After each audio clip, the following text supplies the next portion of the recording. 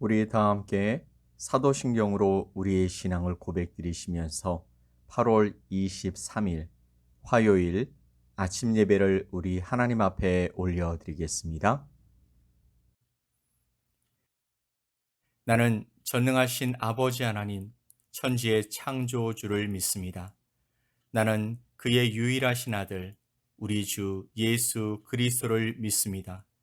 그는 성령으로 잉태되어 동정녀 마리아에게서 나시고 본디오 빌라도에게 고난을 받아 십자가에 못 박혀 죽으시고 장사된 지 사흘 만에 죽은 자 가운데서 다시 살아나셨으며 하늘에 오르시어 전능하신 아버지 하나님 우편에 앉아 계시다가 거기로부터 살아있는 자와 죽은 자를 심판하러 오십니다. 나는 성령을 믿으며 거룩한 공교회와 성도의 교제와 죄를 용서받는 것과 몸의 부활과 영생을 믿습니다. 아멘.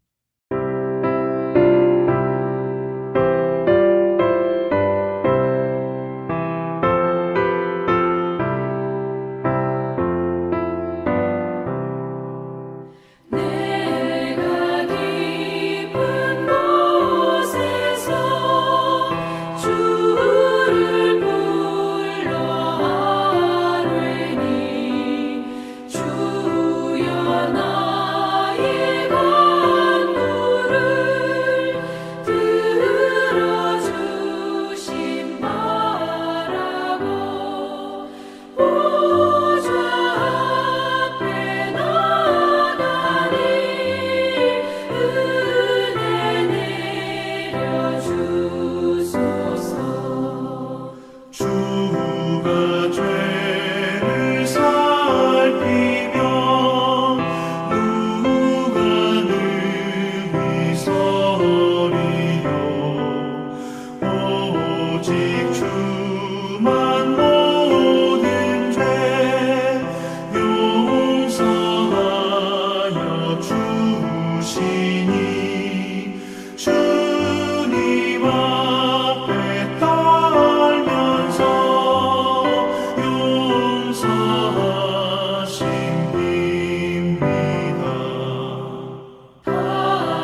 하수꾼이 새벽을 기다리고 바라되 나의 영혼 주님만 간절하게 바라네. 이스라엘 백성아 주를 바라보아라. 주의 크신 은혜와 그의 능력 바라라. 주의 기쁜 은총에 우리 구원이 있으니 변함없는 주님만 믿고 기다릴지라.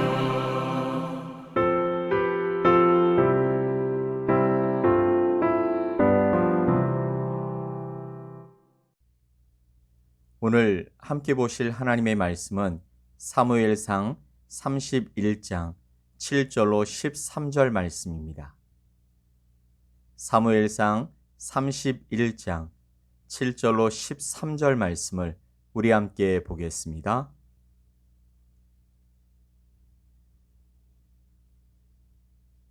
골짜기 저쪽에 있는 이스라엘 사람과 요단 건너쪽에 있는 자들이 이스라엘 사람들이 도망한 것과 사울과 그의 아들들이 죽었음을 보고 성읍들을 버리고 도망하매 블레셋 사람들이 이르러 거기에서 사니라. 그 이튿날 블레셋 사람들이 죽은 자를 벗기러 왔다가 사울과 그의 세 아들이 길보아 산에서 죽은 것을 보고 사울의 머리를 베고 그의 갑옷을 벗기고 자기들의 신당과 백성에게 알리기 위하여 그것을 블레셋 사람들의 땅 사방에 보내고 그의 갑옷은 아스타롯의 집에 두고 그의 시체는 벳산 성벽에 못 박음에 길르앗 야베스 주민들이 블레셋 사람들이 사울에게 행한 일을 듣고 모든 장사들이 일어나 밤새도록 달려가서 사울의 시체와 그의 아들들의 시체를 벳산 성벽에서 내려 가지고 야베스에 돌아가서 거기서 불사르고 그의 뼈를 가져다가 야베스 에셀나무 아래에 장사하고 7일 동안 금식하였더라. 아멘.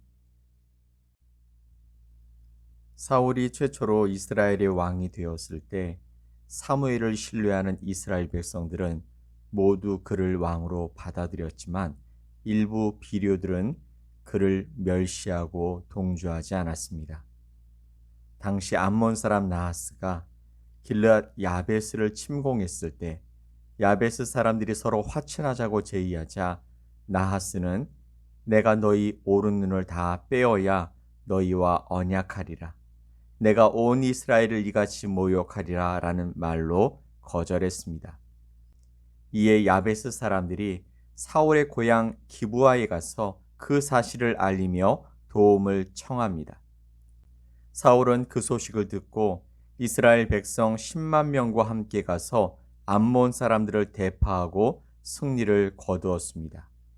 이 일은 사울이 백성들에게 왕으로 인정받게 된 결정적인 계기가 되었고 백성들은 사울을 반대하던 자들을 끌어내어 죽이자고 했지만 사울은 너그러운 마음으로 백성들을 진정시키고 백성들과 함께 길갈로 가서 백성들의 지지를 받으며 정식으로 왕이 되었습니다.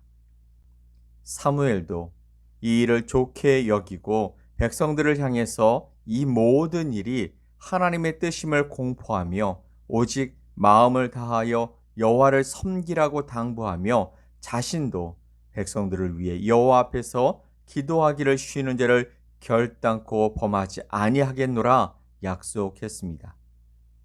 사울은 훗날 자신의 고향 기브아에서 블레셋 군대와 전투 중에 그 아들 요나단과 함께 생을 마감했습니다. 이때 블레셋 군대는 시체들 중에서 사울을 찾아내서 그의 목을 베고 시신을 성벽에 걸었습니다. 그런데 정작 그의 시체를 찾으러 간 사람은 다윗이 아니라 길르앗 야베스 사람들이었죠. 나중에 다윗은 그 소식을 듣고 길르앗 야베스 사람들에게 감사의 말을 전했습니다. 사무엘하 2장 5절 말씀을 보면 야베스 사람들에게 전령들을 보내 그들에게 이르되 너희가 너희 주 사울에게 이처럼 은혜를 베풀어 그를 장사하였으니 여호와께 복을 받을지어다. 아멘. 성경은요, 세상의 모든 섭리가 하나님 안에 있음을 우리에게 말씀하고 있습니다.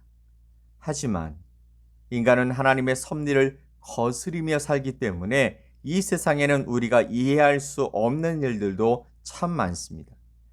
결국 모든 비극의 원인은 하나님의 섭리를 거스림에서 생겨나고 그 일을 통해서 인간은 또 깨달음을 얻으며 하나님의 섭리를 다시금 인정할 수밖에 없는 것입니다. 성경의 모든 기록은 그러한 인간의 모습을 있는 그대로 우리에게 보여주고 있습니다. 사울은 처음부터 하나님이 원해서 왕으로 세움받은 사람은 아니었습니다. 하나님은 이스라엘 백성들이 왕을 달라고 구했을 때 이 일을 철저하게 하나님에 대한 불신으로 여기셨습니다. 그런데도 이스라엘 백성들의 하나님을 향한 원성의 목소리가 커졌을 때 하나님은 그들의 요구를 들어주심으로써 그 뒤에 일어날 일들이 어떤 것인지 알게 해 주시려는 의도도 포함되어 있는 것입니다. 사실 사울이 왕으로 보여준 일들은 철저하게 인간적이었습니다. 하나님이 택하여 세우신 자였지만 그는 하나님의 뜻을 순종하려는 마음보단 왕으로 나라를 잘 다스려야 한다라는 책임감만 가지고 열심히 일하는 왕이었습니다. 그의 통치 기간이 거의 40여 년이라는 것을 보면 많은 시간 하나님의 뜻을 거슬러 왔음을 알 수 있습니다. 하지만 그럼에도 그는 사람들에게 인정을 받는 왕처럼 보입니다. 그것이 그의 통치 기간과 연관되어 있는 것이죠. 하지만 최초의 왕의 일은 하나님의 뜻을 따라서 왕의 직무를 어떻게 해야 하는지 가이드라인을 만들어야 하는 자리인지라 그의 통치는 하나님이 보시기에 하나님의 뜻에 따라 보내진 다윗을 배척했고 하나님의 때를 기다리지 못하고 성급하게 행동하면서 불순종의 책망을 받았던 것입니다. 그러다 그런 일이 계속되고 또 하나님의 말씀에 대해 대놓고 불순종하는 왕의 모습에 실망하신 하나님은 그를 대신할 새로운 왕을 준비시키신 것입니다. 그러니 그의 미래는 불안하고 또 그의 가문은 빛을 잃어버린 것입니다. 결국 그는 하나님이 함께 하시지 않는 왕의 길을 걷다가 생을 마감하는 불행한 왕이 되었습니다. 하지만 모든 것이 다 잘못한 일은 아니었습니다. 앞에서도 언급했지만 길르앗 야베스 사람들에겐 사울 왕의 용기 있는 행동이 가슴 깊은 감사로 기억되고 있었던 것입니다. 자신들이 가장 어려웠을 때, 아무도 나서주지 않았을 때 용기 있게 나서서 구해준 고마운 왕이 바로 사울이었던 것이죠. 그런 사울이 전장에서 죽었다라는 소식을 들었는데 곧바로 그의 시체와 아들들의 시체가 벳산 성벽에 걸려 있다라는 소식을 듣게 되자 야베스 사람들은 동요하기 시작했습니다. 그래서 결정을 내렸습니다. 사울과 아들들의 시체를 찾아오자. 하지만 거긴 적진이었습니다. 그곳에 가서 시체를 찾는다라는 것은 불가피하게 블레셋 사람들과 물리적 충돌을 피할 수 없게 되는 것이죠. 하지만 그들은 그것조차 감당하겠다 생각했습니다. 게다가 지금의 상황은 하나님이 함께 하시지 않는 왕, 그리고 사울의 사후, 다윗이 가장 강력한 지도자의 자리에 서게 될 것이 확실해 보이는 상황에서 대놓고 사울 왕을 위해 행동한다라는 것은 이후 다윗에게 미움을 살 수도 있겠다라는 생각을 할 수 있는 그런 상황이었습니다. 은혜를 입었으니 은혜를 갚는 것이 사람의 도리라지만 이처럼 복잡한 상황에 놓여 있다면 두드려 보고 나아가는 것이 바로 세상의 이치일진데 야베스 사람들은 은혜만 생각했던 것 같습니다. 그래서 밤새 달려가 벳산 성벽에 걸려있던 시체를 찾아와서 자신들의 지경에서 장례를 치러 주었던 것입니다. 사랑하는 성도 여러분, 우리는 모두 세상을 살아가면서 알게 모르게 받고 있는 은혜가 있습니다. 그 은혜에 여러분은 어떻게 반응하며 살고 계십니까? 야베스 사람들은요, 자신들이 받은 은혜에 즉각적으로 반응하여 상대방이 어려울 때 은혜를 갚더라는 것입니다. 세상의 이익을 따지며 받은 은혜를 갚는 것은 하나님의 일도 아니고 하나님이 기뻐하실 일도 아닙니다. 여러분이 받은 대로, 아니 그보다 더 많이 돕고 나누고 베푸는 삶을 살아갈 수 있게 되기를 간절히 축복합니다.